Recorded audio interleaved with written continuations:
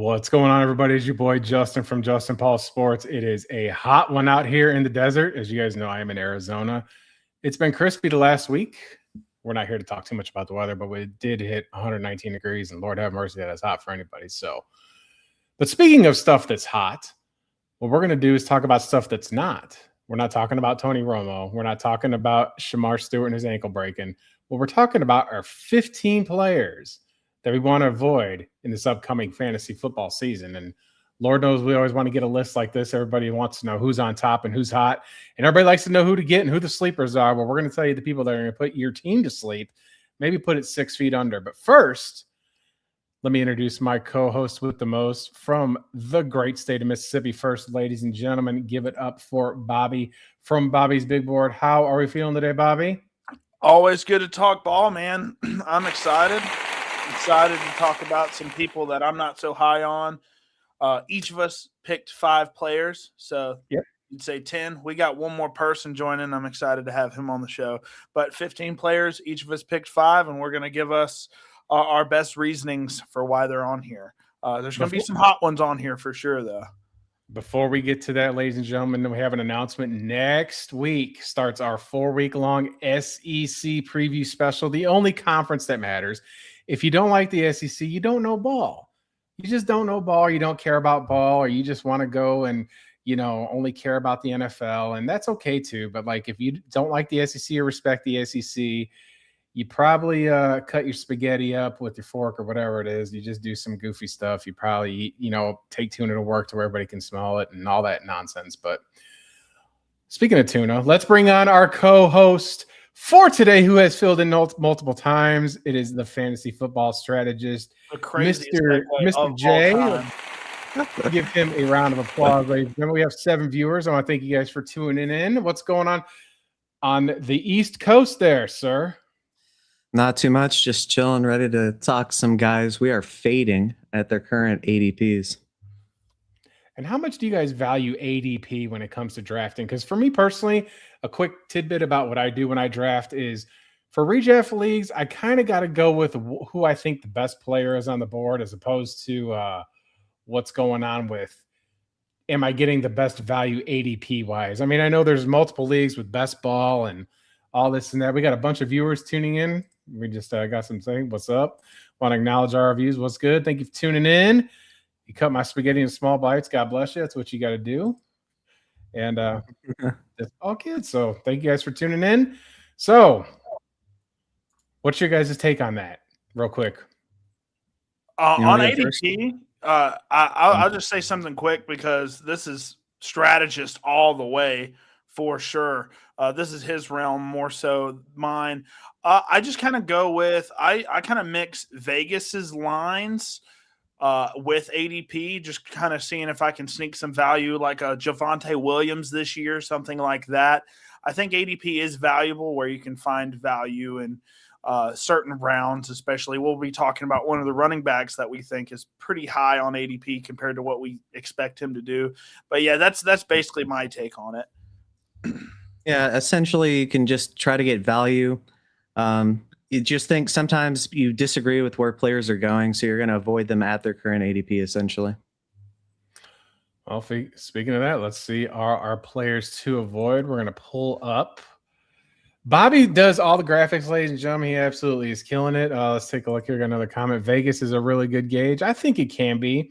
When it comes to sports betting and things along that sort, you can definitely take it into effect. But when it comes to ADPs and drafts, you really got to be mindful of who you're putting out there. So Let's go ahead and get started, Bobby. What do we got on the board here? So the way I did it, we each picked 5 players. So we're going to go in order here. Justin, we've got his players going first. Then it's going to be fantasy football strategist. Then it's going to be me. And we're going to go ahead and kind of go over this. The first player that Justin picked was Christian McCaffrey. I think it's a pretty obvious one, but kind of go ahead and give your general thoughts about Christian McCaffrey and why he's such a fade for you. For me, he's basically a coin flip. He's going to win you your league or he's not going to play at all. That's kind of how his whole career's been, RB1 or RB60. Well, last year, 2025, he played the entire season. 311 carries, 1,202 yards, about 4 yards per carry. Efficiency's kind of down a little bit, but he had 10 rushing touchdowns, 100 receptions, 102 receptions, 924 yards and 7 receiving TDs, about 413 touches. That was an all-time high for him. Plus, you know what's going on in the playoffs. This isn't pick on the 49ers, as I love to do. They pick on themselves. But C-Mac last year was clearly RB number 1. But here's why I think you should avoid him in 2025 or 2026, excuse me. It's a historic workload when you're 30 years of age, right? All those touches, generally you're going to see more efficiency drop. Sometimes you just have a volume king. I think this may be the case here. You can get reduced roles like you talked about earlier. It could be getting injuries. The 49ers, you know, they even said they're going to talk about lightening his carries compared to last year. So he had to do all that work last year in order to maintain the RB1 status. And even if he stays healthy, I think that there could be like a 15 to 25% drop in production. The receiving role, I think he's still going to be pretty good at that and difficult to replace, which keeps his floor kind of higher. But the combination of age and extreme value previously makes it unlikely that he's just able to go that high and repeat overall as a number 1 running back. I think this is just somebody that I would want to avoid for this year. Just let somebody else risk it. It's a high payoff if he does it again, but I'm not so sure that he does. And I do want to segue that into this. So Jordan James did fracture a rib either today or yesterday, which is a huge blow because I don't know if Isaac Garindo's in shape. We heard some offseason rumors about that. Strategist, I got a couple questions. That running back room is really barren behind Christian McCaffrey. We know historically Kyle Shanahan just wants to run one guy into the ground. But with Christian McCaffrey, he's one of those all or nothing type guys. Do you think the workload still holds up? I think he's going to still have a bunch of carries. It's just the durability that's the only thing that concerns me. Yeah, obviously the durability is a concern. Like you said, he's going to win you your league or single-handedly lose you your league. He's going to be a high ceiling player or a nothing floor player. He's definitely regressed as far as efficiency as a rusher. I think at some point in the future, the days of him having the league-winning elite RB1 upside are going to be a little bit lower than they have been because of the lack of rushing. I don't think he's going to see an even larger role than he's seeing now as the receiver personally. But I do think he's going to be a really good player for a long time, and essentially it's just a coin flip. And I think he's going to easily dominate the touches as long as he's healthy. But if he doesn't, it's just going to be up to who's number 2. Yeah, I mean, if you want to just throw away your league on a coin flip in the first round, I think Christian McCaffrey is the guy you go with. But moving on, we're going to go straight into another 49er right off the rip. Strategist picked Ricky Pearsall. Unfortunately, he's been really not healthy for basically his entire NFL career. We've seen games where he's been really productive, high volume, and then we've seen games where he's basically not there at all. And that's been his whole career thus far. How do you feel about Pearsall, and what was your thought process in picking him? Yeah, so originally I had picked Neighbors, but we got good news for Neighbors today, so switched over to Ricky Pearsall. With Ricky Pearsall, the talent is not the issue. It's the same thing with Nico Collins, players like that, where you can see that getting 100 yards in a game isn't rare for him really when you take a look at his games, but he's just never healthy. It's one thing after the other.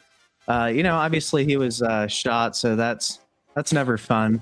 But a lot of the times with these guys that have these repeated soft tissue injuries, it's just very hard for them to pay off their ADP because of them just not playing the full allotment of games. So it's not a talent thing. It's just health. I'm out. And I think that's the biggest thing with Pearsall, right, is the health. I think he was overdrafted. Honestly, I thought his hands were pretty good. He's got some good qualities. Didn't think he was really there for the route running or the overall just athleticism. I just thought he was a really good hands kind of power slot receiver. Justin, any thoughts on the San Francisco wideout room? Who do you think pulls ahead in this wide receiver room with Ayuk more than likely never playing another snap for the 49ers? I mean, you've got Pearsall, you've got some other guys there, but I mean, who do you think pulls through in this receiver room? That's not CMC. I'll tell you, like, the 49ers added, Mike Evans in the offseason, and they got Christian Kirk, and they drafted DeJon Stribling. Yep. So, and they still distribute the ball to C-Mac, like you said, and they distribute it to Kittle. I mean, it's just kind of a bottleneck offense. I think I would skip pretty much a lot of the 49ers players because you're going to not, with Pearsall. No, I mean, just like it's a really spread out offense. I just don't know which one, any of these players I'm really going to go heavy on. Are you going to go on a 38-year-old Mike Evans? Kittle? I mean, but Kittle also has injury histories. They're buying electromagnetic field, and they won't move their stuff over there. I mean, it's just their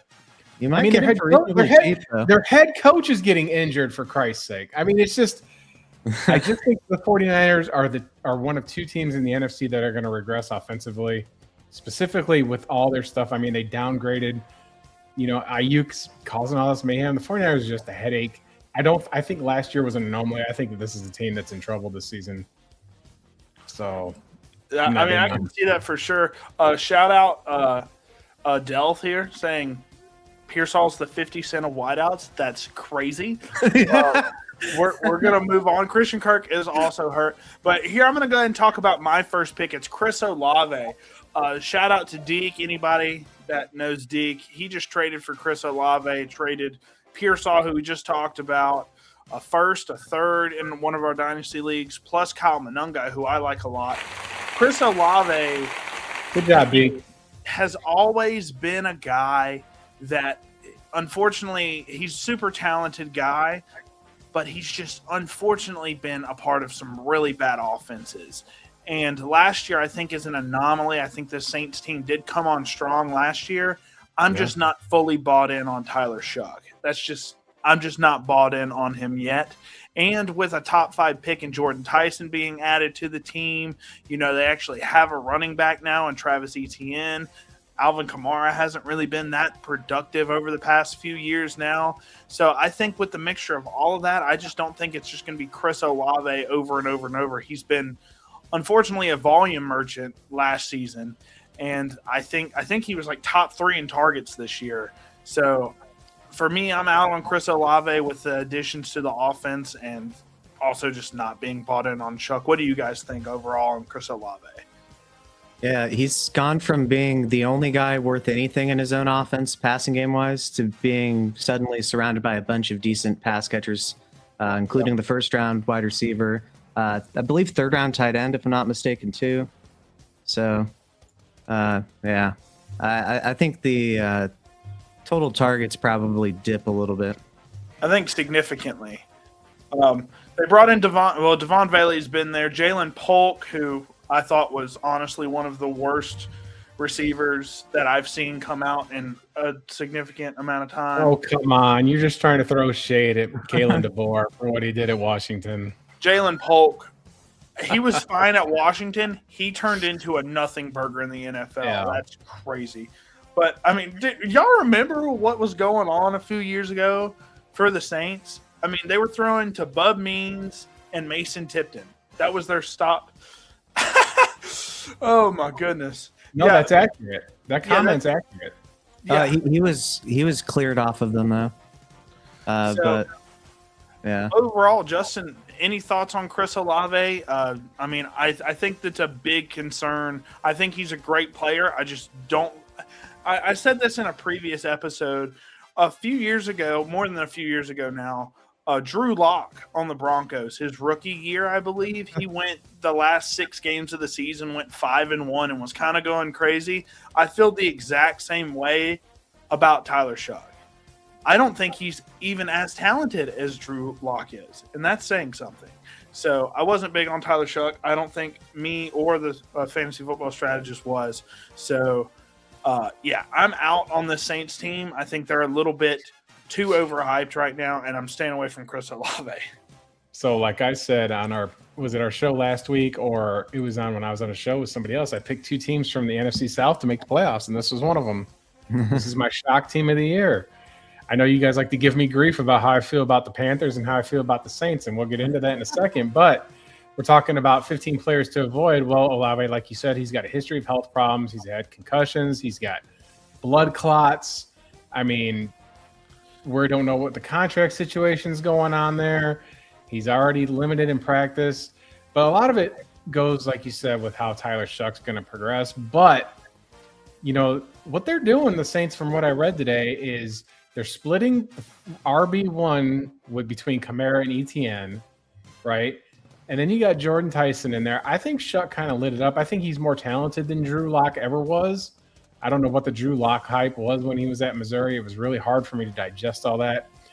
But as far as being a player to avoid, this is somebody that may be wide receiver 1 on the team, but how much is that going to help your fantasy team, and how much is that going to uplift you to have a quality season? Is he a league winner? I'm not so sure.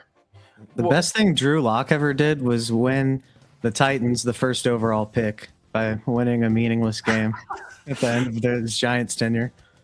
When he was with the Giants, yeah, he threw like 5 touchdowns that game, I believe. I mean, he went absolutely. I had neighbors. It was awesome. So I want to say one thing about Chris Olave. We don't have Derek Carr on the team. That I'm pretty sure Derek Carr was betting the unders on all of Chris Olave's season props, because he was intentionally trying to get Chris Olave killed every time he threw him the ball. Seriously, go back and watch that tape. He's trying to kill Chris Olave.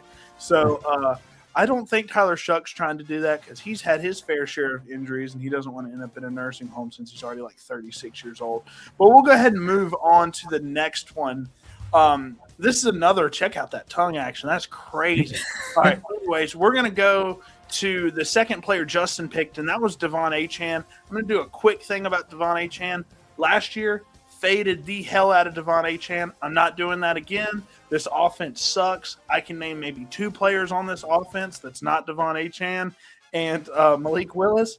I think this offense flows all the way through him. I'm not fading him again because I looked stupid last year. But, Justin, what are your thoughts on fading Devon Achane this year? Is it just because the team you think is going to suck this bad? Well, he had, around 1,300 yards. He had high yards per carry last year, 67 grabs, almost 1,900 total yards of scrimmage, 12 touchdowns, finishes the RB5 last year, remained healthy, and was pretty productive. I mean, I liked Achane coming out of college. I thought he was the best running back out there. It's hard for me to give praise to Texas A&M players, but nonetheless, we're just being real about it. But like you said, the Dolphins, they're going to be one of the weakest teams. They may be picking number 1 overall in the draft next year. We don't know what Coach Hafley is going to do down there. We know he's got Malik Willis, who he likes a lot, brought down from Green Bay. And he's got Achane, but there's no Waddle. There's nothing else there. Everything's kind of gone, so it's going to reduce scoring opportunities, and it'll probably change the game plan for the Miami Dolphins, right? Achane's also a little bit smaller for a running back, and that could be kind of how durable he is. When he's on. But he has been known to miss time. He is kind of, I don't want to say soft, but he is kind of ginger when it comes to the injury front. He's missing time. I think that there's about a 25% reduction in his production this upcoming season. But due to, like you said, the team situation, new coach, I mean, the overall roster is worse than it is before. I just think that he's not a candidate that you can have better options before he gets drafted. Strategies. I want to just tell you some of these names on this offense, okay? Malik Washington, Jalen Tolbert, Tutu Atwell, Theo Weiss Jr., Chris Bell, which we do like some Chris Bell, Kevin Coleman I do like, but they're both rookies. And then you got Jalen Reagor. That's your wide receiver room. Your starting tight end's Greg Dulcich. And then you've got Ollie Gordon, who we saw that was super productive for 1 year, and that was it. Donovan Edwards, who got cut from the team he was drafted. He went undrafted and he got cut. So we're looking at like nothing on this offense. Wait, who was that tight end again? Greg Dulcich, who you called out. You thought he's going to be a sleeper, which compared to ADP, I think you might be able to grab. He might be the Brenton Strange of this year, because he just has nobody else to worry about in terms of just in that tight end room. I don't know any of those people besides Ben Sims, and he's the 4th. He's a blocking tight end. But you hear all of those names, strategist. Do you think they change what they did last year? Because last year it was just Devon Achane dump off, outside handoffs to Achane. They got a completely different offensive scheme now with McDaniel gone. I mean. So how do you feel about Devon Achane coming into this year? I'm not fading him again. I can't do it. I'd be fine fading him at his around RB5 ADP for players like Ashton Genty who go behind him typically, or at least depending on the platform you're referencing. And James Cook is another one that I'd probably feel better about Cook just because the offensive environment is a lot better. But yeah, I think it's going to flow pretty much entirely through Devon Achane on the ground, a good amount through the air. I think it's going to be pretty rough at first. We'll see if Chris Bell ends up coming back, and looks decent maybe by the end of the year. Who knows? But yeah, I think it's just not going to be that great. I mean, this offense is probably not going to be that great, but he's going to get a lot of targets. I do want to say one thing before we move on from Achane. So we got a comment. Willis doesn't throw to the RBs like that. Can you name one player for the Packers that's a good pass catcher at the running back spot? Like Emmanuel Wilson's Josh Jacobs don't be catching passes like that. I just don't think he's ever had a good target to throw to. So I think Malik Willis, with how smart and how much he's developed over the past couple of years in Green Bay, I think he might be dumping off to Achane a lot more than people expect. But it's just not a part of the Packers offense.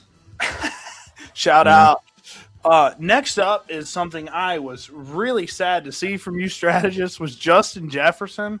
Yeah. I'm going to assume it's not talent-based whatsoever, and I think this is entirely based on Kyler Murray not being great to Marvin Harrison Jr. and J.J. McCarthy just being a bad quarterback. Am I getting the right thing here? Yeah, I'll give some more information on that.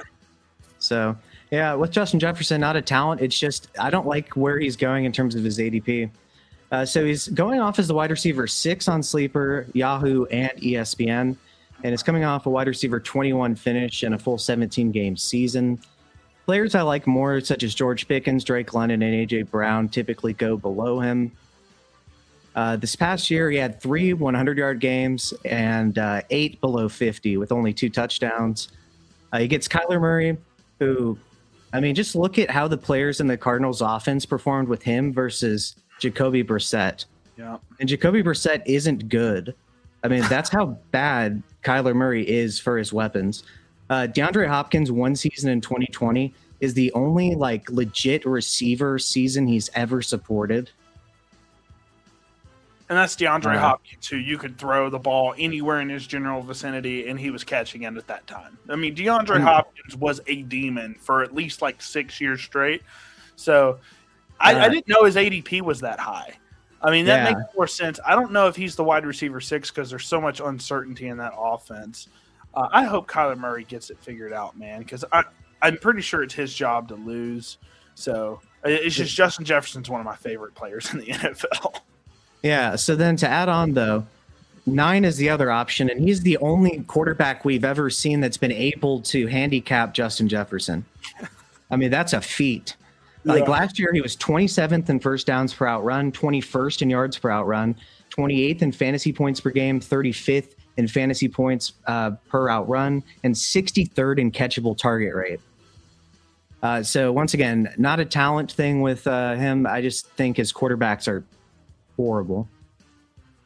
So, Justin, speaking about another Justin, I mean, obviously, in my opinion, the greatest wide receiver I've ever seen on a football field, in my opinion, ever. My man has never seen Randy Moss on film. You've never seen Randy Moss play football? I've seen Randy Moss play football. I've watched his all 22. I think he was way too one-dimensional to be – I mean, he was just a super freak that could run straight and catch the ball. He had great hands, great speed.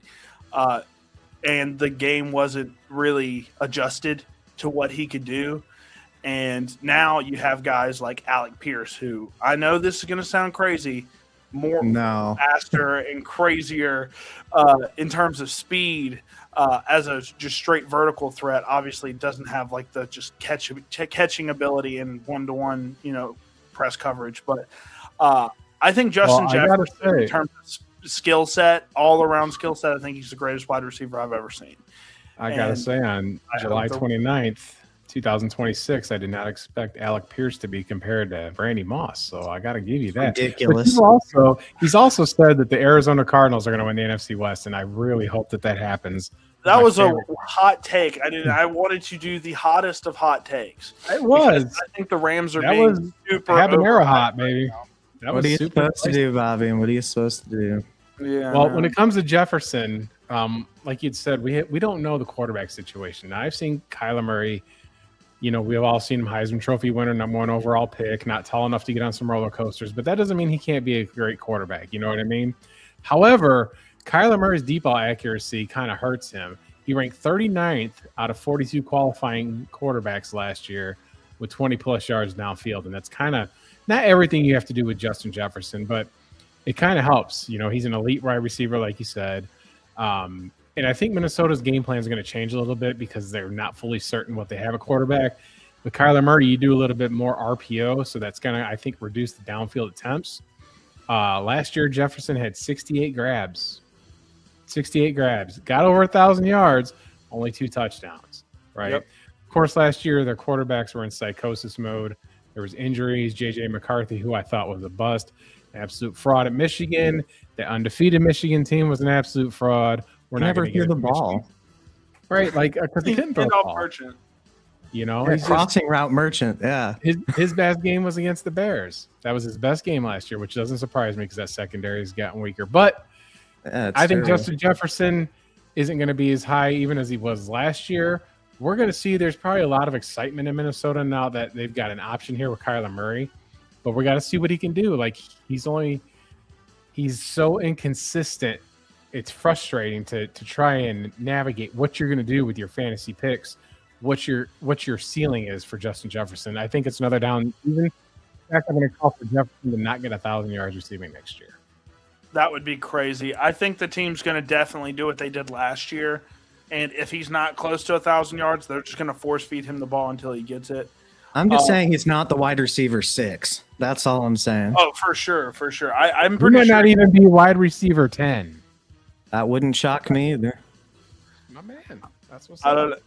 Well, here's one that I don't know where Jaden Daniels is at on ADP, but I haven't been a believer in Jaden Daniels like ever. Even when his rookie season came out and he was like the QB like 6 or 7, he's not a guy that and you know how I feel about Cliff Kingsbury and that offense that he runs.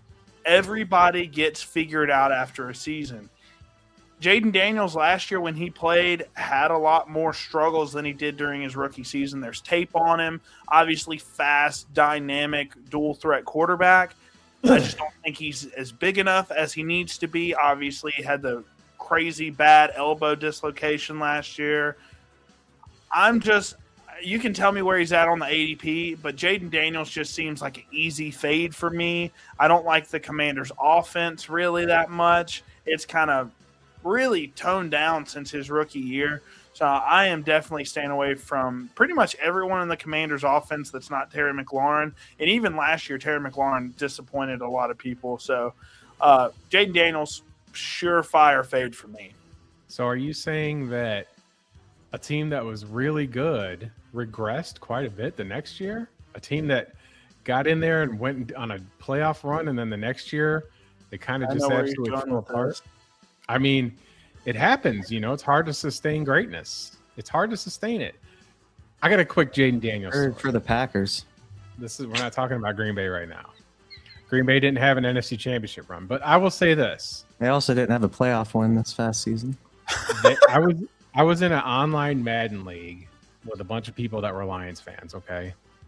And I said in November of that year, when the Lions went 15-1 or whatever it was, I said, just wait till somebody like Jaden Daniels and the Commanders roll into Ford Field. I swear to God, I've got screenshots to prove it, and pull the upset. And not only did they pull up the upset, they smacked him in the face. Ben Johnson was having tight ends throw behind the back passes to people down the field late in the game. Like, That's how I know that's clown college. So we're, like, it was just a wonderful thing. And I wasn't super high on Jane Daniels. He started his career out here at ASU, and he didn't exactly leave on the best of terms.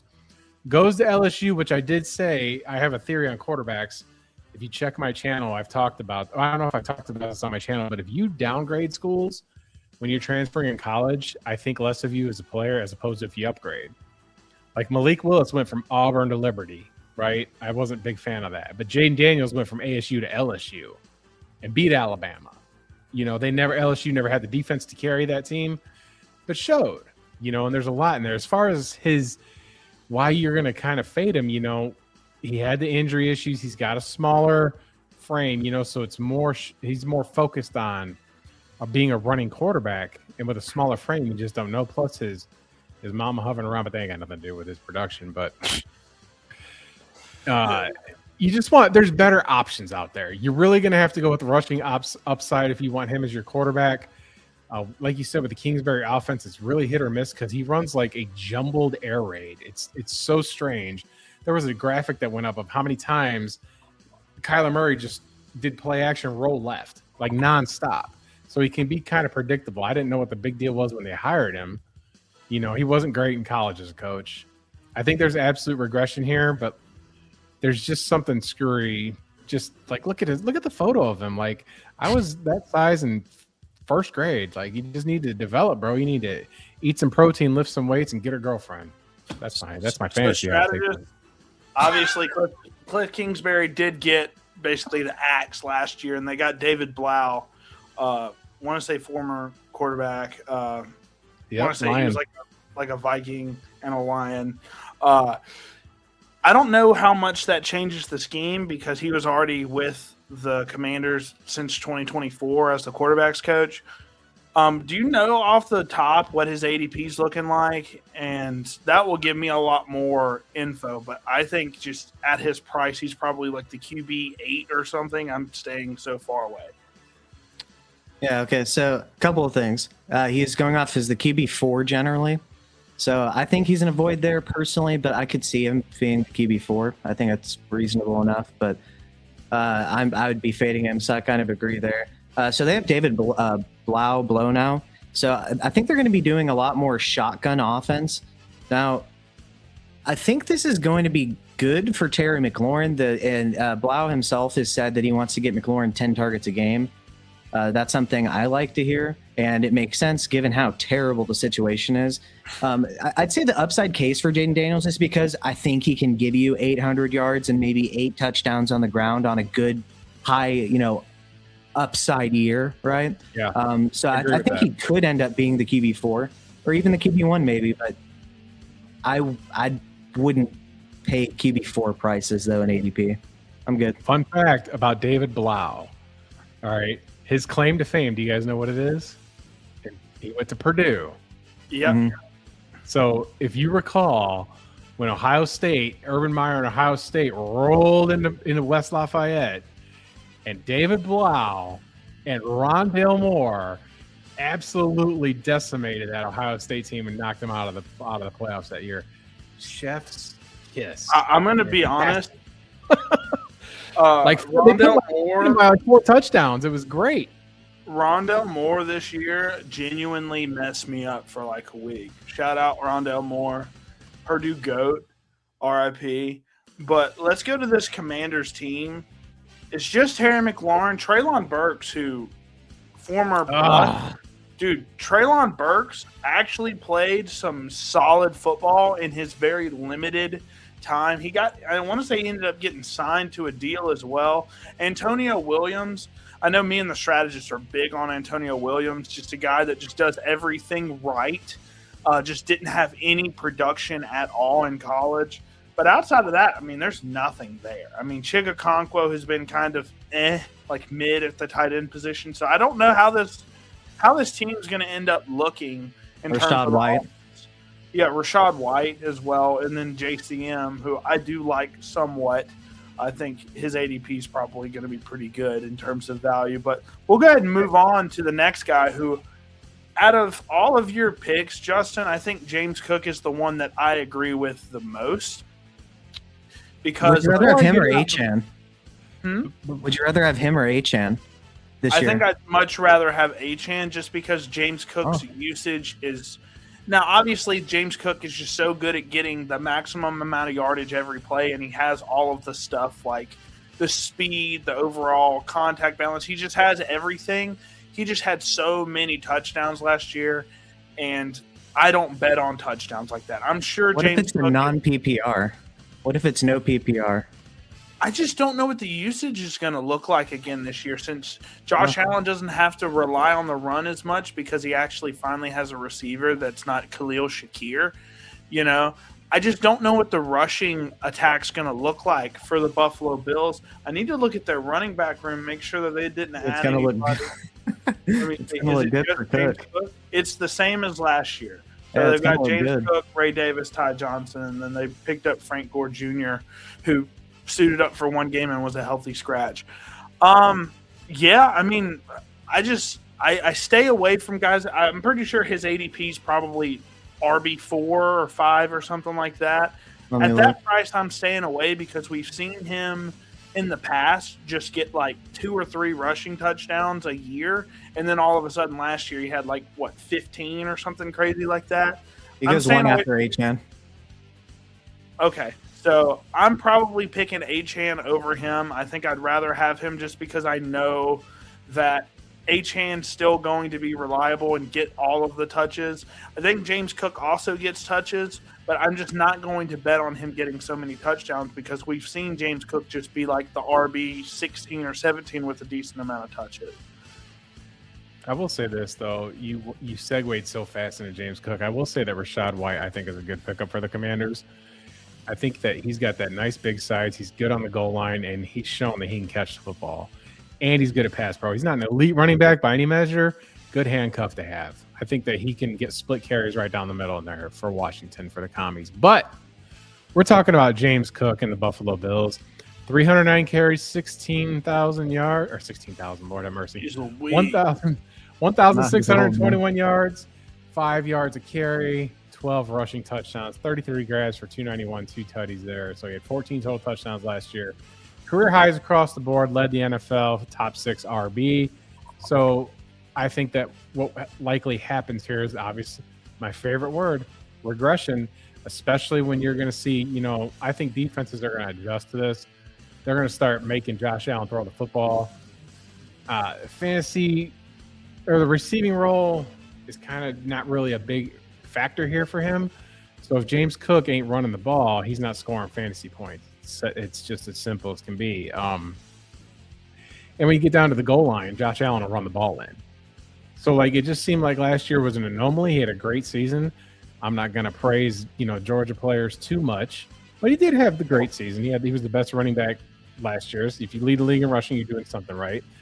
He did fumble a little bit, but 1,600 yards again, 14 touchdowns. More realistic, probably RB10. I could just think of better players off the board. They don't throw him the ball. Josh Allen's what's the word? Vulture down there. Is that the word? Yep. So I just think that he's had 18 and 14 touchdowns the last 2 years. Just saying. So I was about to say that because I was like, this is the one I most agree with you with, and then I look, and the dude's just improved every single year. I do anticipate this being you remember in 2022 or something, 2021, I think Josh Jacobs led the league in rushing for the Raiders, and then he just kind of regressed a little bit. I think we're going to see something similar here, but the dude does have legitimately 32 touchdowns over the past 2 seasons, which is insane. I think the touchdown upside is higher with him because the offensive environment is so much more conducive to scoring. Even if, Josh Allen's going to steal a bunch, but I just think they still score maybe twice as many touchdowns per game. Well, hold on a second. Buffalo's got a new head coach in there, so we don't know exactly what they're going to be doing. Remember they fired 9/11 McDermott out of there, and compared you don't know to the Dolphins, they could have the worst coach ever. I'm sorry. I'm just saying as far as, we don't know what kind of scheme Buffalo's going to run. That's why it's really hard to kind of gauge him being RB1 again. Maybe he'll start getting some pass game usage. If so, he has way more upside. Dude, I am so cooked with the ball knowledge. I forgot completely. He's already been a good receiver at the NFL level too. Like he did it before. He just wasn't used at all for whatever reason. We're gonna see. We're gonna see. I mean, I've got no ill will towards the Buffalo Bills. I do towards those hideous gray alts. Christ Almighty, those are rotten. The helmets are atrocious. Terrible. Blue line, like it looks like zoomed in on the logo, and then it was terrible. It was terrible. It's one of the worst reveals I've ever seen for uniforms. And Lord, I have seen Tennessee orange, and this is almost as bad. Almost as bad. It's not that bad, but it's almost bad. It's like Auburn. Even Auburn's got better than what that gray uniform for the Bills are. I hope they only wear it once. I don't think Auburn uniforms are that bad. But we'll go ahead and move on to the next guy who, honestly, me and the strategists have been just considerably year by year fading this guy. And this is the strategist's pick again this year. We agreed last year that he was definitely a guy to fade. And he ended up finishing right around where his ADP was last year in a year where CJ Stroud legitimately sucked. Stroud has sucked the past 2 seasons now. I don't think he gets any better, honestly, because the team is too good for him to be this bad. And yes, the line isn't where you want it to be, but I'm not going to talk about CJ Stroud. He's so mid, it's incredible. But Nico Collins has been a guy that's been able to succeed through that. It's just the soft tissue injuries for me. Strategist, I think that was the talking points last year, is that the offense sucked and he has durability issues. Is that kind of the same concerns going into this year, or is it something different? Yeah, so he's going as a wide receiver 9 on Sleeper, wide receiver 8 on Yahoo, and wide receiver 10 on ESPN. Players like Pickens, Olave, A.J. Brown go behind him. Some guys that I think you could argue, I'd probably still take Nico over Olave, but regardless, he's never once played a full season. He's played 14, 10, 15, 12, and 15 in each year. He did manage a wide receiver 8 finish in a full PPR setting this past year, but in my opinion, like, you're essentially drafting him at his absolute ceiling, and I just don't like to do that. I mean, sure, I guess he could finally stay healthy, but he's never done it once. He gets Tank Dell back, which is added competition to go along, with Jaden Higgins and Jalen Knoll. I'm not the highest on Higgins. I think Knoll's pretty solid, though, but still a lot of options. And he still has to deal with CJ Stroud, where Nico had the 84th best catchable target rate and over 700 unrealized air yards this past season. To summarize, like Jetta's, the talent isn't the thing here with Nico. It's the added target comp with Dell coming back to go along with the receivers that they added, the quarterback play, and I think you're just taking him at his ceiling. Yeah, that's a good point. That's a really good point that you bring up. He's wide receiver 8 to 10, depending on where you're drafting, what the ADP is. And that's his highest ever finish, right, is wide receiver 8. So, I mean, that's in a season. Honestly, the offense did struggle, but Tank Dell's a good shout, even though, I mean, he's looking good from the videos that I've seen on social media. He's quick.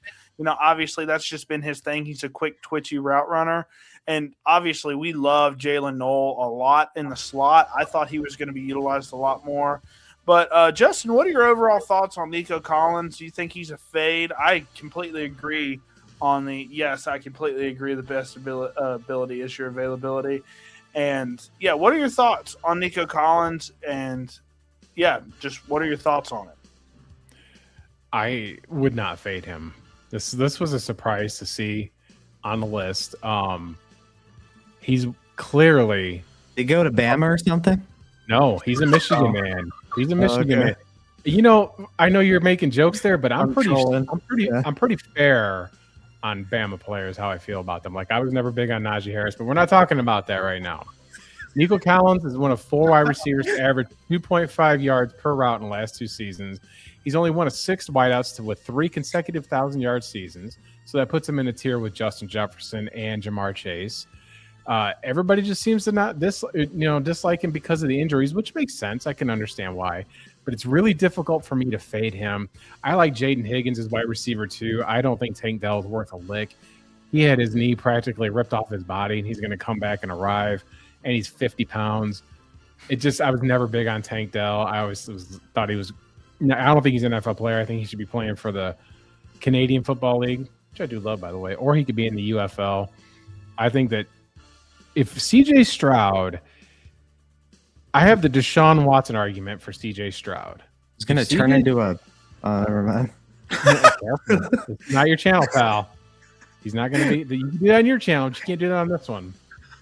I think if he just plays and doesn't turn the ball over, I think that he's got him with Jaden Higgins and what the Texans, they improved their offensive line. So I think that there's opportunities here for them to go win the South again. The defense is so good, right? The defense, I think, is going to force turnovers and put these players in position. I think Nico might have himself 1,300 yards this year. I couldn't believe you faded him. I'm not saying you don't know at ball. ADP.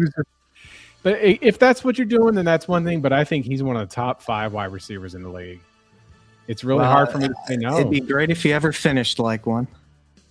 Well, like you said, it's the injuries that really have done it in. But he hasn't missed enough time to where you're going to want to fade him in a fantasy draft, right? He's there for a majority of the season. It's when you get those guys that are out for half the season and it cripples your team. He may miss some games here or there.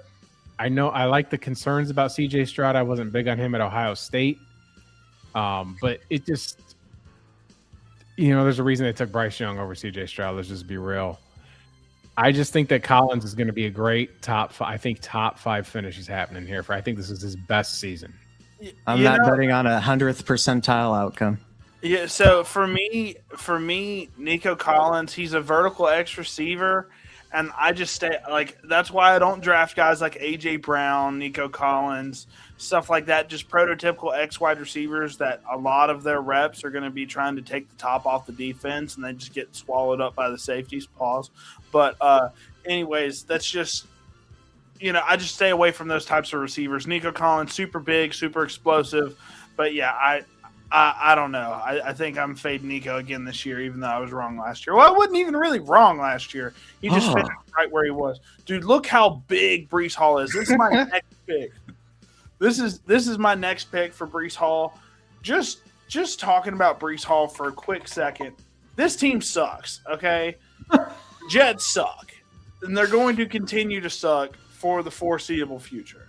It is what it is. I'm sorry if you're a Jets fan. The team's going to suck. We don't know who their quarterback, Geno Smith, who committed war crimes last year, is not a guy that I want to be having on my football team. Legitimately, throw Cade Klubnik out there, get him some reps, and just see what he can do. The offense should be better, but it's not going to be. Geno Smith, I do not expect to do anything. He's going to flame out. And unfortunately, that's going to affect Breece Hall in a lot of ways. I did a film breakdown last year on Breece Hall. He's just kind of zapped in terms of his explosiveness compared to what he was doing in college and early on in his NFL career. And I still feel that way this year as well, even though he did put up some, pretty solid performances. He had 243 carries, just notched 1,000 yards. He had pretty much a slightly worse season than Saquon, and Saquon had an objectively bad season compared to what he had, obviously the year before. Season lows in terms of his receiving ability as well. I think that's going to be even worse with Geno Smith. It's all about Geno Smith. I'm sorry, you see the Geno Smith memes. They're there for a reason. I'm fading Breece Hall because of Geno Smith and the atrocities he's going to commit for this New York Jets offense. You got to think, though, they have 3 firsts in 2027. I think there's a ton of potential at the quarterback position. You figure if you insert a reasonably competent rookie, and then they finally get rid of sleepy Aaron Glenn, just think about the potential if they get a Ben Johnson type in there with a legit rookie quarterback. They have a solid O-line. They have playmakers everywhere, man. Yeah, they have Geno Smith. That does suck. Look, me and you were on Omar Cooper Jr. Really early on when he was, I think, on NFL draft, the NFL draft was, he was like projected to be like a 5th or 6th round pick. And we were like, nope, this guy's really good. And he ended up being a late 1st round pick. That, and obviously Garrett Wilson, who's one of the most talented, top 5 in terms of talents in the league. I think Garrett Wilson is. He led the team in receiving yards and played like 4 games, like something crazy like that. It's insane. Mason Taylor, where were you? Yeah, oh, dude. Shout out Mason Taylor. One of the worst things I've ever seen on film. His run blocking. Holy moly. Dude. The Jets got a culture problem. The defense had a 12th man out there in the run against the run game when he was blocking in college. It was one of the worst things we've ever seen was LSU Mason Taylor. And now they get Kenyon Sadiq, who also can't really run block, but he's pretty athletic. So Mason Taylor is going to be basically a waste of a 2nd round pick for the Jets. But let's get back to Breece Hall and not how bad the Jets is. Overall, Breece Hall, I think in terms of physicality, I think his contact balance is really good, but his burst isn't there. And I think you just need to get him a lot of touches for him to be anywhere fantasy relevant. And I think Braylon Allen's going to come back. I think Isaiah Davis can emerge as your 3rd down back to get you some pass catching out of the backfield, which he did last year anyways. I think this is just a clear fade. I don't think he reaches 1,000 yards again. Well, like I think you the said, touchdown upside is the biggest reason to avoid it. There is the threat, of the committee back there, so that does make a lot of sense. And like you said, his pass catching role has gone down. It's gone down. Yep. Like you said as well, the efficiency's gone down, the explosiveness is gone. But the biggest thing I think with the Jets is their inability to get in the red zone and score points. It's funny because it's easy to dogpile Geno Smith, right? But when he was in Seattle, he led the NFC in passing multiple seasons. He goes to the worst offensive line in the history of football last year. And it wasn't just him that suffered. The entire offense suffered. Gene T looked like a man without a plan back there. They can't even get anything open. They're terribly coached. Like, a lot of stuff went bad for the Raiders last year, so I'm not going to hang that on a cross on him. This is a guy who I didn't think was an elite talent. There's a reason I think he didn't go in the 1st round when the Jets – or did go – was it 2nd round with the Jets? He 36th overall. Yeah, Breece Hall was the early 2nd.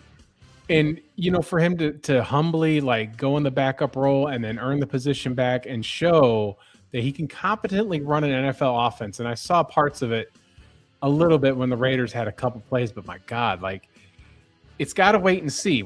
I have to wait and see on it because I want to see what the Jets do. I don't like Aaron Glenn as a coach. I mean, I saw in his 1st season, I saw Garrett Wilson basically there was I can't remember what game it was. They were going into halftime. And Garrett Wilson was upset about the play call, but Aaron Glenn went to go put his arm around him, and he's like, "Get the hell off me," So it was kind of like, man, you're in your 1st season. The Jets were 0-6 at that point. It's not time for that. Does Aaron Glenn make it to the trade deadline? I think there's no chance. I hope so. They'll have a higher pick, and they'll have a better chance at getting a good quarterback if he's their coach.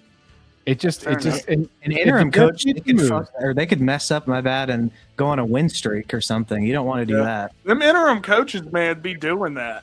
Yeah. You just bring in some random, we're going to do the offensive passing coordinator or whatever, and then all of a sudden they're like, oh, he's 7-1. Let's fire this guy. Get you some Arch next year. That's because when you get interim coach in there, all the pressure's off, right? Then the coaches and the players aren't going to quit on the team.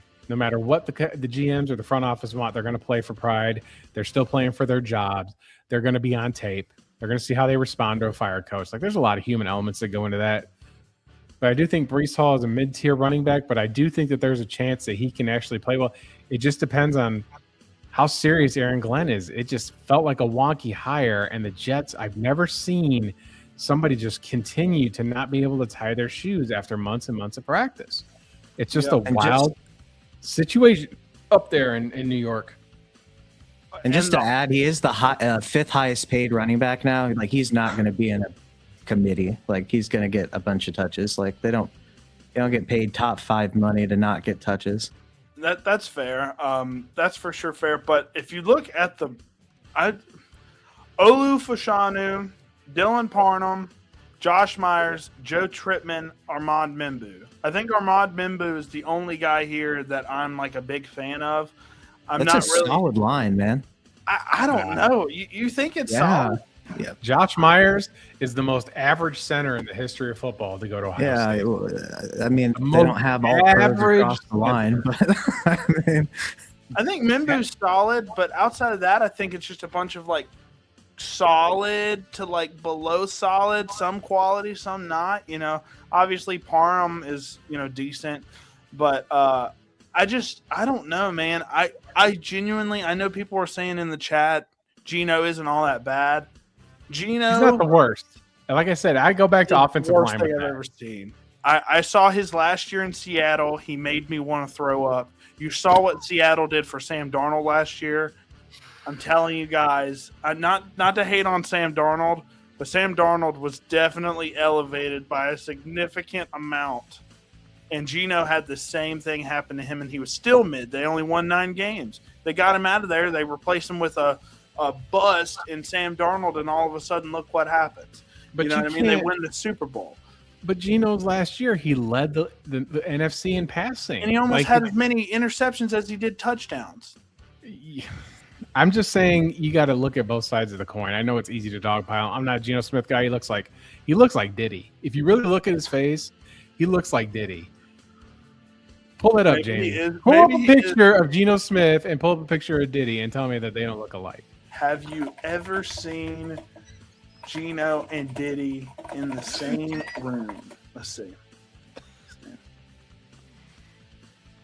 Oh no.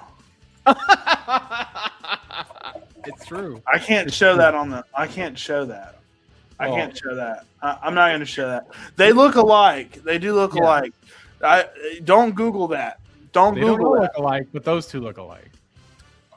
We're going to move on to the next. We're going to move on to the next one.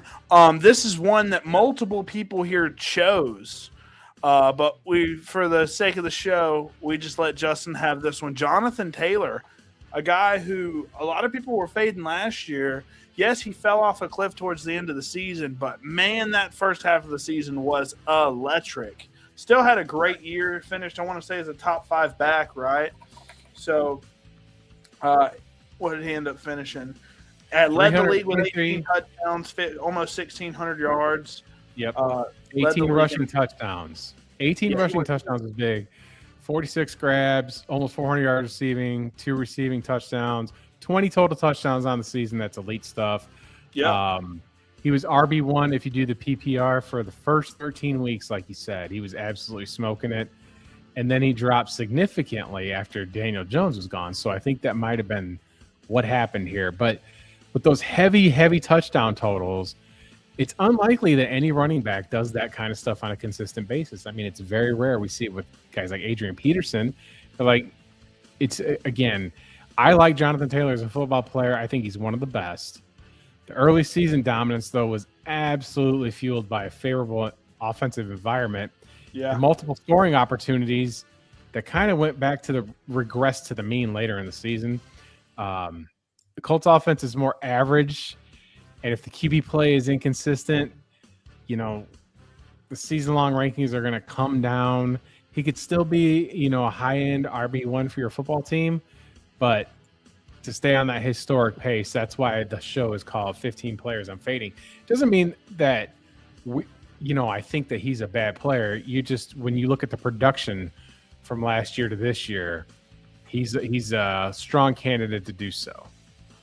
Yeah, for sure. With Jonathan Taylor, you mentioned Adrian Peterson. I think Jonathan Taylor is like our generation's Adrian Peterson. He's not as durable as Adrian Peterson was, even though obviously the ACL tears, But he played way late into his career. He had, I think, 1,000-yard season with the Commanders at like age 35 or something crazy like that. Super durable outside of the ACL tears.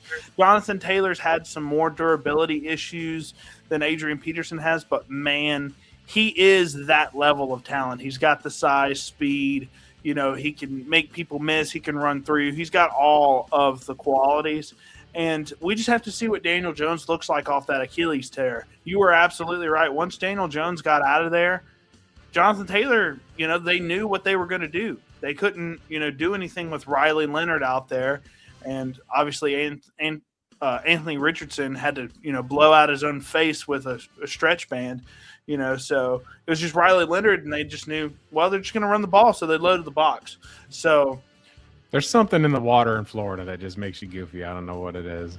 Swear to God, man. It's just the Colts were a wagon. The Colts were a wagon when Jones was in there. It was unbelievably fun to watch. Like it just was. I couldn't believe it. He just went out there. Well, they do lose their center, Kelly, I think his name is. That's a big loss. Former All-Pro center. I'm pretty sure Ryan Kelly, Jonathan Taylor. I think it just depends on how Daniel Jones recovers from that Achilles. Obviously, last year when they were that wagon, Daniel Jones was running all over the field on the bootlegs and stuff like that, playing off play action a lot. I just don't know how he's going to recover. We saw Kirk Cousins not really be able to do that when he tore his Achilles. He wasn't able to move very well. So I love their offense. Tyler Warren, me and the strategist love a lot. Josh Downs, me and him love a lot. Alec Pierce, not so much. Shout out Laquan Treadwell. What? He shout out an Ole Miss player? What are you doing? Shout out Laquan Treadwell. What a GOAT for still making an NFL roster. He hasn't really done too much compared to, I want to say he was a first-round pick. Hasn't really done much, but shout out for him still being on a roster. But Jonathan Taylor's the workhorse in this offense. We're just betting on him not scoring as many touchdowns, but I think he absolutely gets the carries, and barring injury, I think he can play what's his ADP? Probably RB4, 3, something like that. I don't know. At that price, I think that's fine for value. I don't know if I'm fading Jonathan Taylor just because the talent's so crazy. What do you think, strategist, about some Jonathan Taylor? Yeah, so he's generally going around the RB4. That's a huge fade for me. So one of the reasons being is that through 2024, at least, from 2010 through 2024, running backs with 400 or more touches in a season on average played 12.7 games per season the year following that massive season. Essentially, as of really recently, Derrick Henry is the only guy that's been able to do it year over year. McCaffrey is hurt every other year practically up until very recently. Saquon Barkley, to be fair, had a lot of regression. Joe Mixon didn't do it. Ezekiel Elliott didn't do it. Le'Veon Bell didn't do it. Essentially, you're betting against history. He's very likely to see a lot of regression and probably miss some games unless you want to bet against a lot of history. So I'm good. Fair enough. We're going to move on to your player here, which obviously I think there's no doubt that everybody on the show loves Jeremiah Love. I'm pretty sure all of us had him as the RB1 in the draft class. He was really, really good at Notre Dame, but I'm going to let you talk a little bit more about this strategist in terms of what the ADP is. It's a little crazy. Love the player. We were talking about this before we came on the call with the RB room. Just tell me your thoughts on Jeremiah Love. I completely agree with you on this one. Yeah, so he's going off the clock or off the board as a running back, 11 on Sleeper, 13 on Yahoo, and 10 on ESPN. I'm more okay with the running back 13 range on Yahoo. I think that's reasonable. I think once you get up into the top 12, I just think it's a bad bet. So he has Algier and probably James Conner as well as legitimate threats to steal touchdowns regularly. We've seen it happen in Bijan and Jahmyr Gibbs. And even players like, Gibbs and Bijan weren't top-end elite RB1s in the rookie seasons either, even if they've been awesome. I really think we're going to see a similar thing to what's happened. And I think we're going to see something. It's kind of going to be more like Gibbs in terms of his play style and kind of a lot of big runs and a lot of receiving game usage and efficiency there to help boost him. But on Sleeper, for instance, running backs like Chase Brown and Derrick Henry go behind him, and I personally like them more for redraft. On Yahoo, I really don't have any issue as Kyron Williams and Josh Jacobs go below him, and you can make cases for some of those other guys, but I'd probably take Love. But on ESPN, Genty, Hampton, Henry, and Chase Brown all go below him, and I think I would rather have every one of those guys over Jeremiah Love for redraft purposes. Crazy. So to conclude, it's once again, just like with all these guys, not an issue of talent. I just think the potential touchdown sniping from Algier and Connor, as well as players that I like to produce more than him this season going later than him, makes him a bad pick in ESPN and Sleeper. But I think on Yahoo, he's a pretty reasonable price. Yeah, there's no shot. There's no world where I'm drafting Jeremiah Love over Ashton Genty. I mean, that's just never going to happen. I mean, I like Jeremiah Love, but he's in not the best offensive system. I think the Raiders are going to get better in terms of how they utilize him. They tried to build up the trenches a little bit. Genty, I did my breakdown on him just about a few weeks ago. Much in terms of prospect too, Genty is a better prospect than Love, in my opinion. So I think got hate for that. Huh? I got hate for that same take. That Genty's a better player than Love. Yeah, they're great though. I mean, they're both awesome. Yeah, they are great. They're both great, but I mean, we forget Genty had basically a better year almost than Bijan in his rookie year. You know, they're about the same player. You know, so I think Genty like 2,500 rushing yards almost. Yeah, there's no shot. I'm picking Love over Genty, considering we don't know who the quarterback's going to be. If it's going to be Brissett, I don't know how I feel about that because he had, a miracle run last year for the last 8 games or however long. He did play great last year, but I don't expect him to consistently do that. Now that he's got his bag, I'm definitely drafting Genty over Love. No problem. I don't know about Hampton. We didn't see enough of him outside of one breakout game. So, Justin, any thoughts on Jeremiah Love before we move on? Thoughts on him over Genty? That seems a little crazy to me. Crazy. It's really tough to gauge how rookies are going to do, especially at this position. You don't know how. It's easy to just do for fantasy and just try and project how many yards and touchdowns and receptions and stuff. But running backs don't play if they don't know how to pass pro. And this is a situation where the running back room is absolutely stacked. I mean, nobody talked about Trey Benson, but he still was higher draft capital than people want to believe. I don't know if he's a top 15 running back this year. There's a lot of explosiveness. He was great at Notre Dame. But we don't know what LaFleur's offense is going to look like down here. It could be something special to where it's RB friendly and he gets himself 60 grabs. But the coaches down here were saying that it's likely going to be him and Algier doing most of the carries. I think James Conner's going to be getting faded out. It's the last year of his deal. I mean, I can't believe he's been in the league as long as he is. You made the joke about Laquan Treadwell making it this long. I'm kind of surprised James Conner has done it this long. He beat cancer. Well, yes, and good for him for beating cancer, but he also had a 1,000-yard year with like 10 touchdowns like 3 years ago. So he's been relevant before. It's just with Treadwell, I always think of a player that I thought had super talent but missed tremendously on was Laviska Shenault. I thought that dude was going to be an absolute steal. No, he had good college production. There was a lot going on there. I thought that was going to be a good player, but I also had high hopes for Treylon Burks. I thought he was wide receiver 1. I wanted the Packers to draft him, but we're talking about Jeremiah Love. And the Packers never draft anybody I want them to draft. They never do it. I wanted them to get Darnell Washington. They didn't do it. They passed on him. But Jeremiah Love, I think the Cardinals have, like Bobby and I have talked about, there's a lot of good players on this roster. Yep. The coach I thought last year was just, now he's running the Packers defense and he's got sideway eyes and screwed up hair and has all these weird demeanor about him. Not NFL head coach demeanor. I think LaFleur is a lot more serious. He's going into one of the toughest divisions with the Rams and the 49ers in it and the Seahawks who are, Super Bowl champs.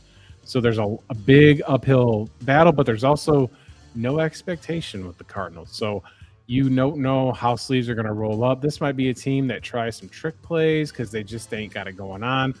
Might be picking – I think they're a year away, as crazy as this sounds. I think they're a year away because we just don't know the quarterback situation here. They did spend good capital on to draft Carson Beck, who I have high comments about, or I do like as a player, but he's third on the depth chart behind Gardner Minshew and now with Brissett. So with the Cardinals offense, I'm fading pretty much everybody on the Arizona Cardinals fantasy relevancy. Before we move on, just a quick shout about the Bijan Rob and Ashton Genty thing. Ashton Genty had 1 less rushing yard in his rookie season, 1 more touchdown. He had 2 more touchdowns than Bijan in his rookie season. Ashton Genty had about 150 all-purpose yards less. So very similar seasons. That's interesting. Look at their situations. Bijan was in a way better situation. Way better, for sure. I mean, not even close. I mean, Geno Smith wasn't even close to Atlanta at that time. So, anyways, we're going to go to the next guy who I don't know if any of you guys really mentioned him as a big-time fade. Judkins, for me, is probably one of the easiest fades just because the offense isn't going to be as good. And honestly, Judkins, in terms of efficiency, was just not something that I liked last year. He had a couple games right off the rip where he was, fine. But, before his injury, he was only averaging like 3.6 yards per carry, which is not good whatsoever. And they fed him the ball a lot, 230 carries, and basically 0 receiving upside. I'm not a big fan of Judkins. Don't like the early draft capital that they had. I know me and strategists weren't as big on Judkins as consensus. I'm staying away from Judkins. I don't know exactly what the ADP is here. I don't know what his current status is injury-wise. I know he had a big-time injury.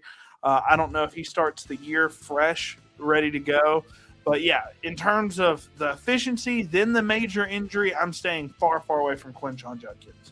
Bobby, are you the type of fan that holds a grudge on where these players go to college when they go to the NFL? No. I will say what he did at Ole Miss was really good, but he leaving? He apparently was a nightmare to deal with. I've got some people that are really, really close to the Ole Miss organization in terms of the athletics program, and Judkins was an absolute nightmare and tried to – I'm not going to say all the stuff because I don't think any of that needs to really be aired.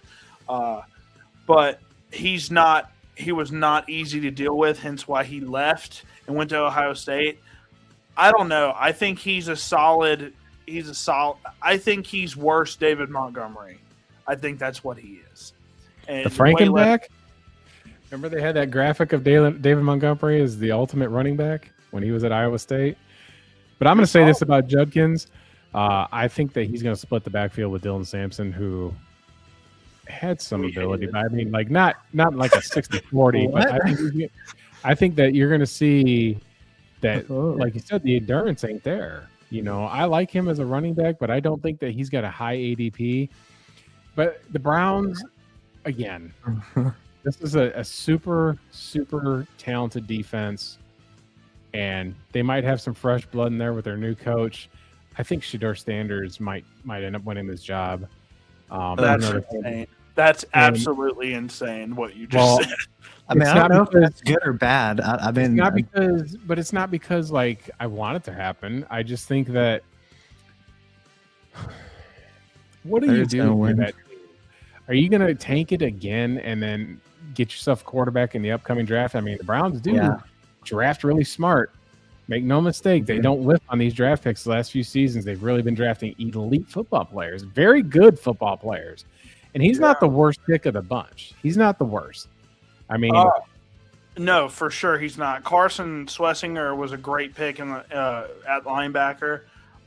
Judkins. They drafted Mason Graham. Mason Graham is a great pick too, for sure. Yeah, good, smart defensive players, and I think that the Browns are going to be more of a running team.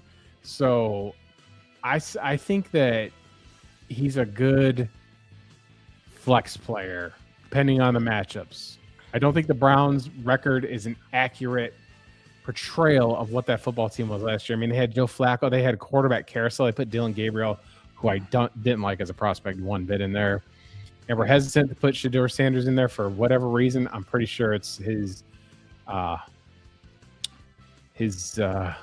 media approach, and the Browns aren't very fond of that. Jimmy Haslam's kind of had enough with the Deshaun Watson situation. He doesn't want to have any more egg on his face with Shedeur Sanders being absolutely going to be a media frenzy there. I don't think that he's the worst running back out there, like you said, with the yards per carry and stuff like that. He got a high volume thing, but I can see why he's faded this year for sure. Yeah, look, you said Dylan Sampson. I think Dylan Sampson is just like, I think he's explosive, but he cannot break tackles. I do think Deshaun Watson wins this job pretty handedly. You saw what Shedeur Sanders did last year. He was pretty horrible, all things considered. Plus, you have all the media stuff that you have to deal with. Honestly, I think media-wise, Watson's the way better play, which is shocking to say that compared to Shedeur Sanders. But yeah, I'm gonna say Watson wins this job. He's got a great group of wide receivers with Concepcion, Boston, Harold Fannin, Jerry Jeudy too. Malachi Corley, who I liked a decent amount. I think they're going to be more of a pass-heavy, kind of quick throw type of team, and I think Judkins I don't think he's fully recovered from the injury, and his efficiency was bad even then. So I'm saying far, far away from Quinshon Judkins. Strategist, do you want to speak on this a little bit? Where his ADP is and just overall what you think about Judkins this year? Yeah, I mean, so he's typically going off, give or take, around the likes of Etienne, Bucky, Henderson, Swift, Monty, Jadarian Price, so on and so forth. Yeah. I think you're going to get more of the same with him, where you're going to get a lot of high-volume games. You're going to have a lot of low-efficiency games. You'll have a couple big boom games here and there against either poor run defenses or if he happens to get a couple short yardage touchdowns. But I think, as soon as next year, he could have a really high ceiling if they get a quarterback. But until that happens, and as long as they improve their offensive line as well, which is a tall task, and it's the Browns. So Yeah, for sure. We'll go ahead and move on. Trey McBride is not a name. this is crazy. This is not a name I was thinking to see on here at all. I only have great things to say about Trey McBride. I love you, Trey. Yeah, shout out Trey McBride. He's been amazing over the past 2 years. I mean, over 100 grabs in the past 2 seasons, over 1,000 yards the past 2 years. What are your thoughts on having Trey McBride? Is it just because you don't bet on him being like a top 2 tight end again? I mean, obviously he's the tight end 1 ADP wise, but what are your thoughts overall? He's still going to be a top tier tight end. All right, this is regression based more off coming on an outlier peak than necessarily falling off a cliff. 126 grabs. How many tight ends really get that high? 1,239 yards, 11 touchdowns. Heavy volume, right? Big time volume. Led all tight ends. Tight end 1. Higher pass rate, with, like you said, with Jacoby Brissett going absolutely crazy. But the TD rates are one of the things in fantasy that's really kind of crazy. 11 scores is a lot. 11 touchdowns is a lot for a Didn't tight have end. Kyler finally. Thank God. It was such a heavy target and route volume, and it was way more than any other tight end in the National Football League. And we're going to see a team that's not going to be just doing what the Cardinals did last year offensively, but it felt like they were just slinging the football, right? So I think that he's going to regress more to like 6 to 8 touchdown range as far as staying that high. And I see there's going to be enough of a drop off to where it's not saying don't draft Trey McBride. It's just don't draft him as high as what his 2025 numbers. I don't think that's sustainable for anybody unless your name was Prime Travis Kelce. Like, it's really hard to sustain that. Again, for me, it's always about you can do it once, but can you do it again? That's my argument for sports in general. You can climb the mountain, but can you stay on the mountain? And generally, most of the time, you can't. And I don't think that's the case here. I think that he can. I don't even know if he gets 100 grabs this year. We're just going to see what LaFleur does. Well, he has had 100 grabs, way over 100 grabs the last 2 years. Yeah. I love me some Trey McBride. I think he's phenomenal. I would do a film breakdown on him, but nobody wants to see tight end breakdowns, especially Trey McBride, because everybody knows he's good already. So love his film, love what he does. He's got Jacoby Brissett, who is just super glued to him in terms of just throwing him the ball. So I'm staying with Trey McBride. Obviously, in redraft, I'm not really going to be drafting a tight end so high. Even in dynasty startups, I'm not going to be drafting a tight end that high unless I can get some value. But if you have Trey McBride on your team, you should be very happy, I think. What are your thoughts, strategies on Trey McBride? I mean, we're fanboys of him for sure. Yeah, so I actually agree with what Justin said to a large degree. I don't think it's any mistake, though, that immediately, as soon as Kyler Murray was done hindering him, he immediately exploded. I mean, it's not a coincidence. It's because he finally isn't being hindered by a 5'10" quarterback. But So yeah, but I do think that you probably don't see peak production like you saw at the back end. Brissett was averaging something like 40 something attempts a game. It's probably going to be in the high 30s, which doesn't sound like a large difference, but extrapolated over the course of a season, that actually is a lot of difference in volume. So I agree with what he was saying. I think it's just a bad bet to draft tight end early. Your team build doesn't look that good with it. And then I would rather take like a Loveland later, or even preferably even later than that, a Warren. Yeah. I love me some Warren and I love Loveland. Both of those guys are phenomenal. But we'll move on to this is one of the first guys I thought of whenever, and obviously strategists picked him for a good reason. Cam Scadaboo obviously had some good games last year, a good bit of touchdowns. He scored 3 touchdowns versus the Chiefs. A lot of receiving as well.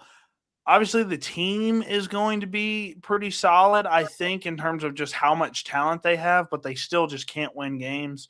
The injury is obviously an issue, and he's just so physical. I don't think he holds up for a season. Is that basically your thought process? Is just the physicality of his play is going to hinder him?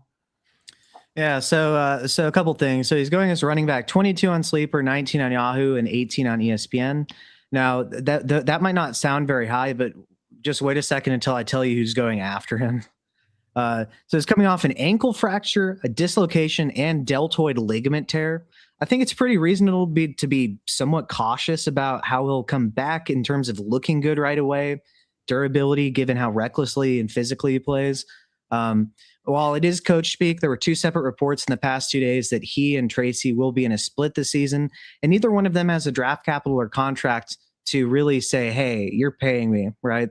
So then I don't think the offense is going to be amazing this year, especially in the beginning. His Neighbors probably isn't going to be Malik Neighbors, in my opinion, right away. Maybe he surprises me, and I'd be ecstatic if he did. But running backs you can get after Scadaboo. On Sleeper, Judkins and Price go behind him, and I personally like them better, but I could understand arguments for or against. On Yahoo, Judkins, Bucky, Henderson, and Jadarian Price go below him. On ESPN, ETN, Bucky, Judkins, Hendo, and Price all go below him. So just to summarize, injury risk, coming back from a nasty injury, potentially in some kind of split. He doesn't have the draft capital or contract to help secure him. And there's just better players, in my opinion, going after him. I would say that I think a lot of people just like his aggressive, no-nonsense, lower the head style and run aggressively and be goofy. And people tend to overdraft players that they like their personalities. It's a proven time and time again. They don't think when it comes to these situations. It's like betting. When you bet on your favorite team and you make these parlays because you believe in your players so much. I think he's kind of a throwback, but when he was down here at ASU, he's headbutting brick walls and doing all kinds of he's like Rob Gronkowski on steroids when it comes to just being silly. And people like that. And he's not scared of contact, which is kind of refreshing in this game. I mean, the NFL that you guys have watched compared to what I've watched when I was in the 90s and 80s was just violence, which is what the game should be. It used to be a blood sport. Now it's all about personal fouls. You know, it's funny because I watched the CFL and there's not a lot of flags in the CFL for certain things that you would see in the NFL, you know, and there's just way too much emphasis on putting bubble wrap on players, but he is not a bubble wrap player. I don't think that he's an elite fantasy running back, but I do like to watch him run the football and try to, go toe-to-toe on you. And the other day, it's funny you mentioned all those injuries. He was doing a WWE event up there. I think he was at Madison Square Garden for Saturday night's main event. He's back there doing backflips and stuff like that. And he almost didn't land it. But he did. He landed it. Him all off season. There was just another one the other day. Yeah. So I think there might be a testament in a way to his knees, testing it out. I mean, there's no way to gently land a backflip when you're his size or you're not jumping off a trampoline. I don't think anybody thinks Cam Scadaboo and thinks somebody that's fleet of foot and is going to be nimble. They think more of like just run your ass over and make a play. He's really a pleasure to watch. But as far as fantasy, I'll punt. Yeah, in my opinion, so I'll talk to 2 things because you were doing the on the porch thing. Get out of my yard, with the whole like people aren't doing like they're not as physical as they used to be. And I think, honestly, unfortunately, money is a lot of a bigger thing in terms of the factor of protecting the players. There's just so much more money invested into the players and just the overall sport now. Where then why don't they play on grass? Dude, I tell that to the Giants. Please, dude, someone. I hate the Giants. Cheap owners. Cheap. Yeah. Turf is just stupid, and I think you should. I mean, the World Cup obviously just proved that you can play on any stadium. In like every stadium can have grass, no problem. Yes. So I think with all these players, the grass doesn't really like that. That would help like the non-contact injuries and stuff like that. Shout out the Giants, but like in terms of his play style, I can think of one player over the past like 10 years, Marion Barber, that has his play style that has been a consistent fantasy asset, and that's Josh Jacobs. And that's because he's the same size, same sort of build, but he hasn't really been – he's more of a Raider than anything right now. But, yes, he is a Packer. Just his overall ability for Josh Jacobs, he was just able to avoid injury for so long.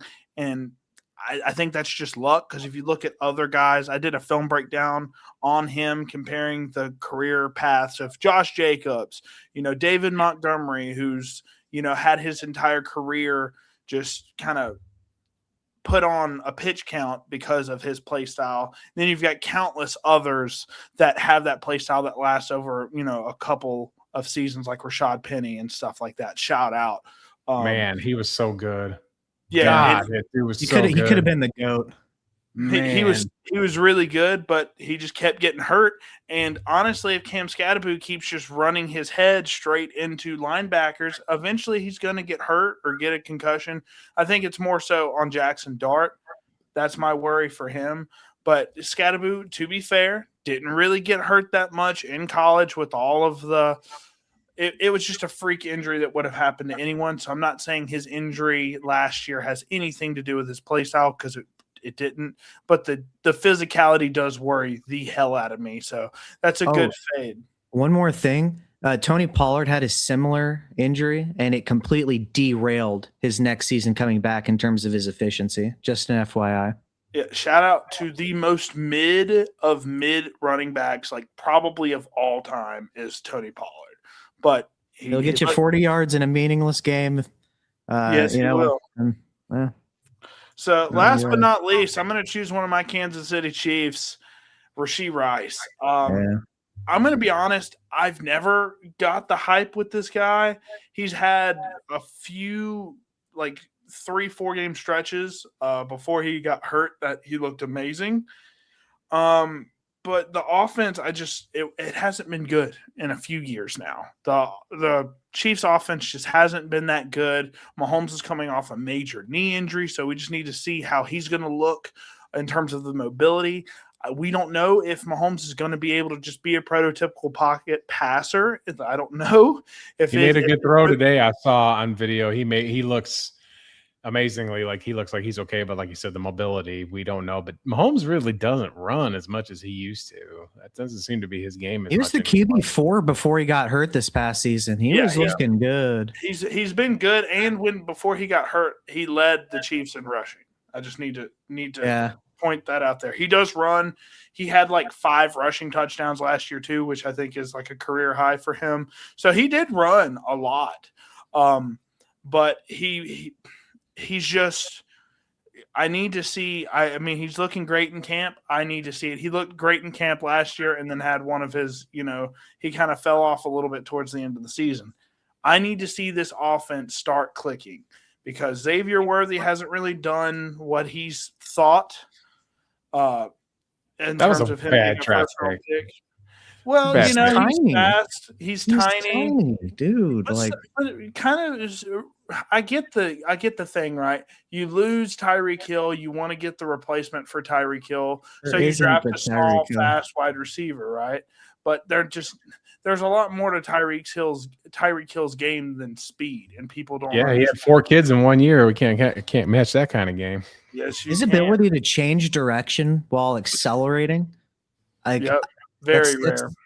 It's something Neighbors and Jamar Chase have too, but Tyreek Hill was like on a tier above everybody at that. Yeah, and another thing, that's a big one that Delph just said. Worthy can't locate the ball, and that's the biggest thing because he plays small.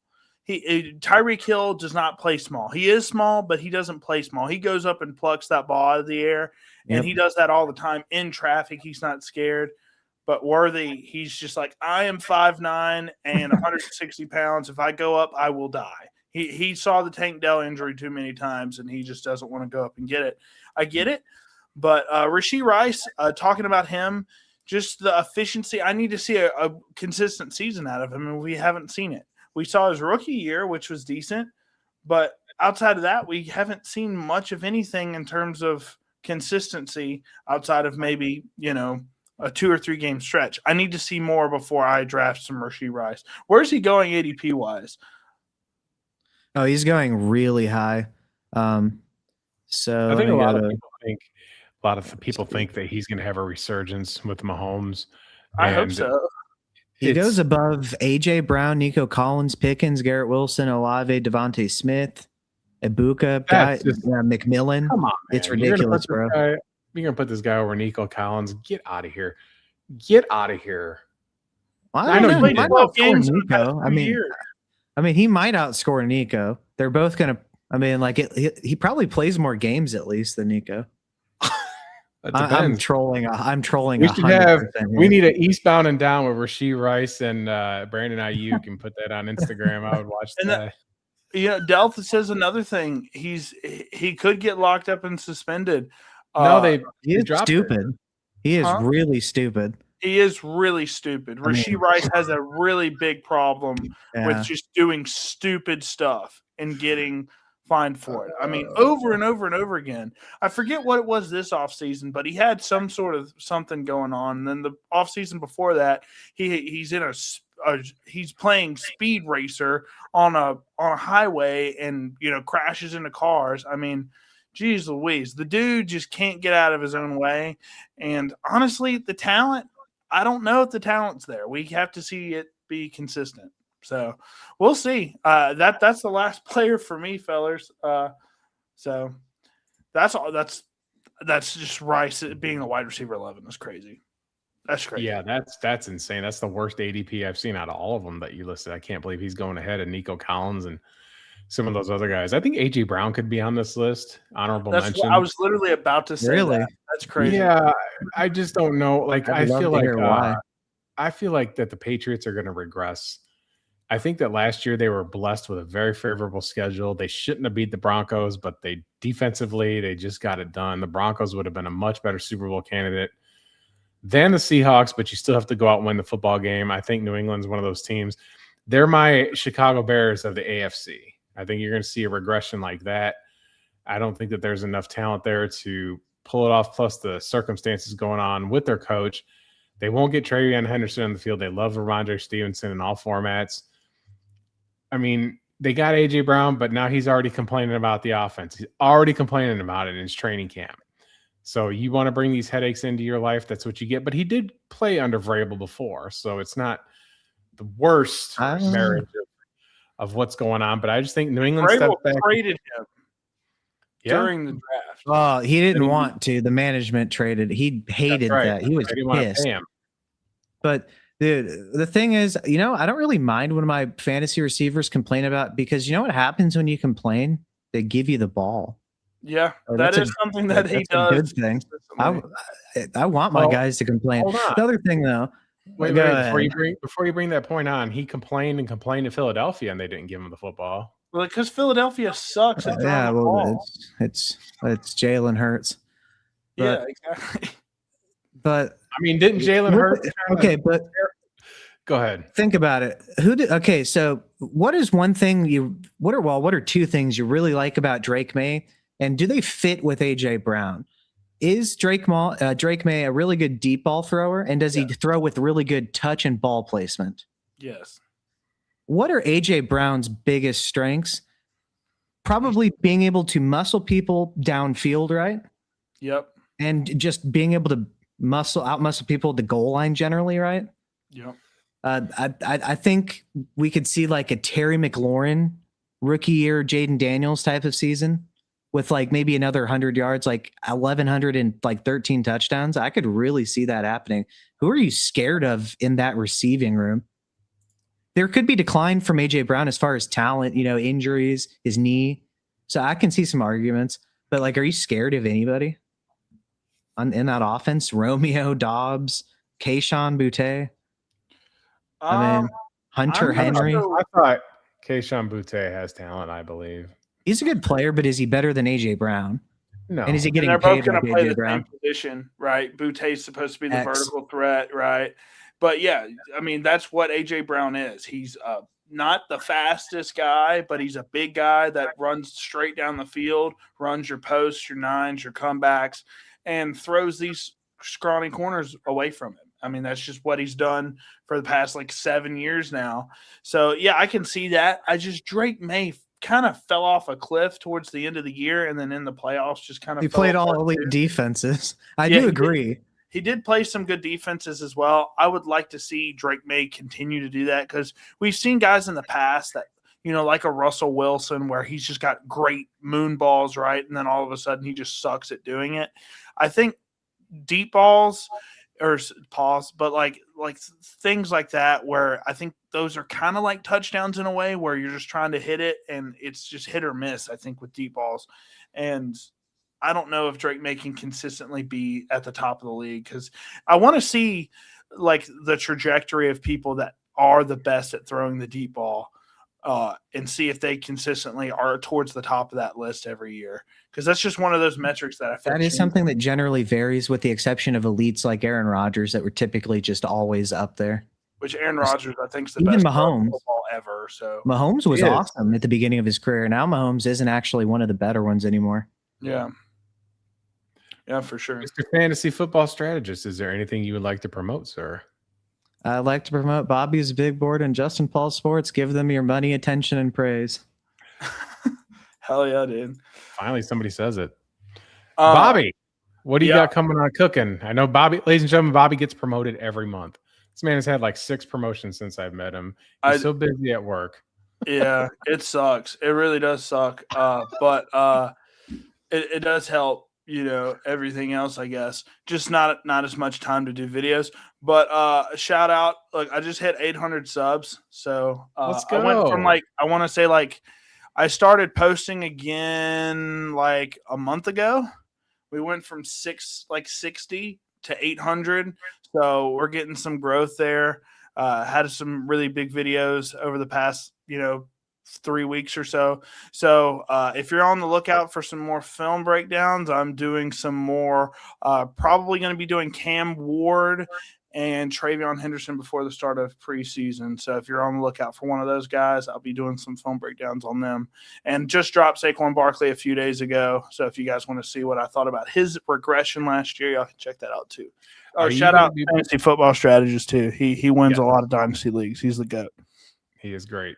He's always filling in when you can't make it because you're too busy getting promoted. And he does a good job. And he absolutely, like I said, we're going to figure something out for Bears Packers Live. I don't think on Christmas Day. I don't know if we're going to do that on Christmas Day. Bobby's got young children, but that's when they play their rematch. But the first game, can't wait. Figure something out. I might just have to say, I might have to just saran wrap this room and just make it happen because that has to happen. We need to get trolled on Christmas. You will get trolled relentlessly because the Packers are going 2-0 in that division. 0-2. That's right. That's right. See, you had the Freudian slip. You said what the reality is, but you wanted to say something else, even though the Fantasy Football Strategist, I see he's got his Bears jersey hanging off his lamp over there. And last week you wore it on the show, or 2 weeks ago, whatever it was. But it's all good. It's for the spirit. I had to represent the Bobby. Me and him are wearing the same jersey. Me and him are going to wear. We have the exact same color, the exact same everything. Jersey. And you will have to look at it and lose. So, both of us.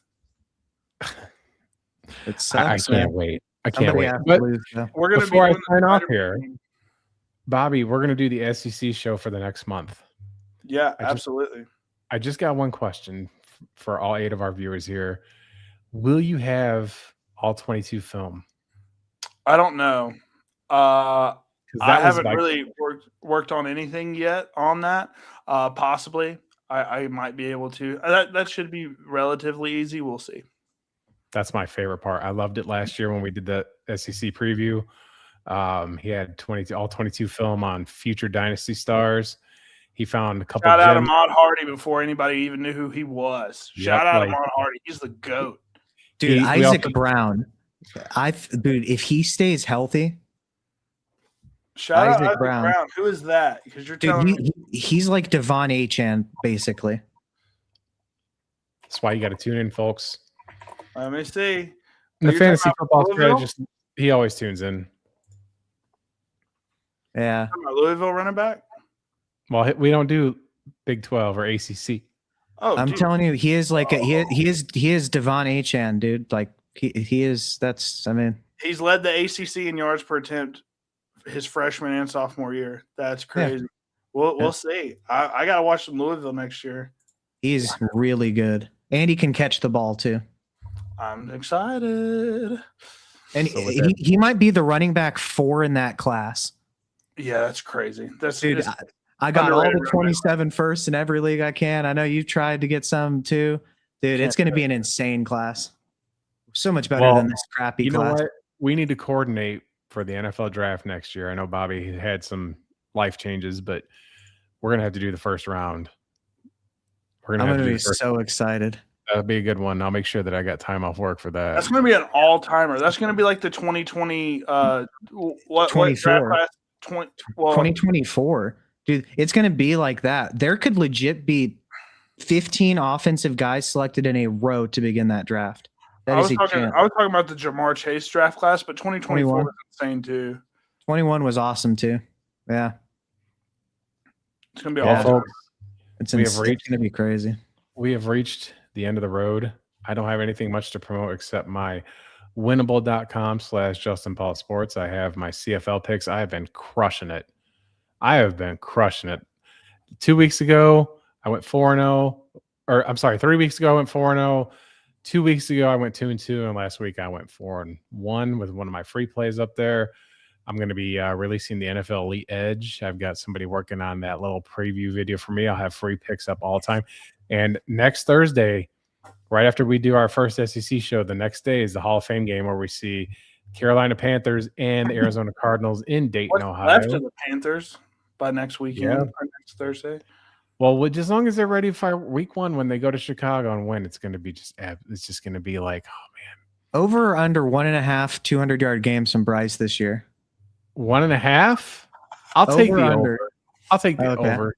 I'll take the over 1.5. I think it's pretty close. I think it's I could go either way. 1 or 2 for sure.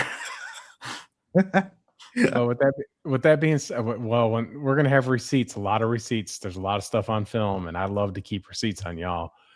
I can't with that wait. being said, ladies and gentlemen, I want to thank the fantasy football strategist, Bobby from Bobby's Big Board, for giving me time on that Wednesday night. I cannot wait for the SEC preview so I can put my Bama cap on, because for those that know me, my Alabama hat weighs more than any NFL thing ever could. But we like to talk NFL on this channel as well. It's all football all the time, sports betting, dynasty, fantasy. We bring a plethora of knowledge to the elites out there, because we are elite knowledge. This is elite talent right there and right there. So don't you ever forget it. And with that being said, we will see y'all next week.